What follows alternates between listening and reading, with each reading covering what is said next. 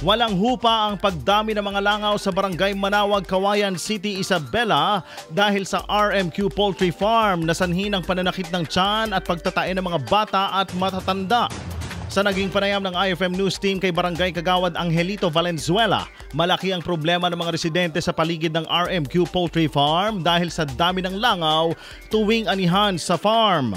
Ayon kay Kagawad Valenzuela, twice a month ang anihan ng mga manok sa poultry farm dahil hindi sabay-sabay ang paglaki ng mga ito.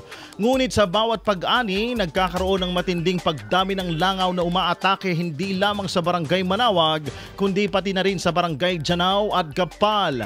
Mahigit isang linggo na umano silang tinatamaan ng pagdami ng langaw na nagdudulot ng iba't ibang sakit, lalo na sa mga bata at matatanda. Marami na rin ani ang nagkakaroon ng pagtatae at pagsusuka dahil sa mga langaw.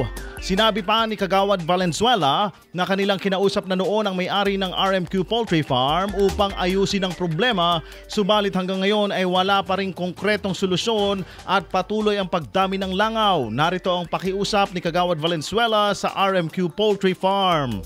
Kung naging bagay at poultry nga lalo-lalo na itikin niya po RMQ kita kasya na kumamit apo hindi ko kita uwami iti barangay mita kakaasi da unay na po kita numabalin kit ipanyo yung anyati gusto nga mabalin nga ipanyo nga agas nga pangpatay ka dagit nga pa langaw tap nung tikas takihan mit maperwisyo iti barangay nga Manawag kininti na tungo pa yung barangay. Sir, sapay lang ko matay, tanda kami may titisang kapasit nga asi.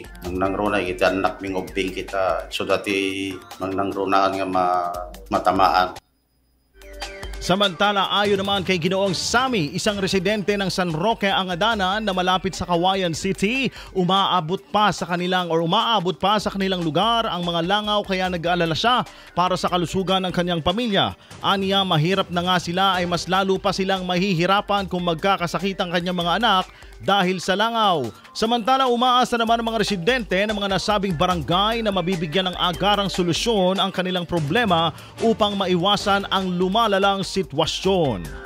IFM News.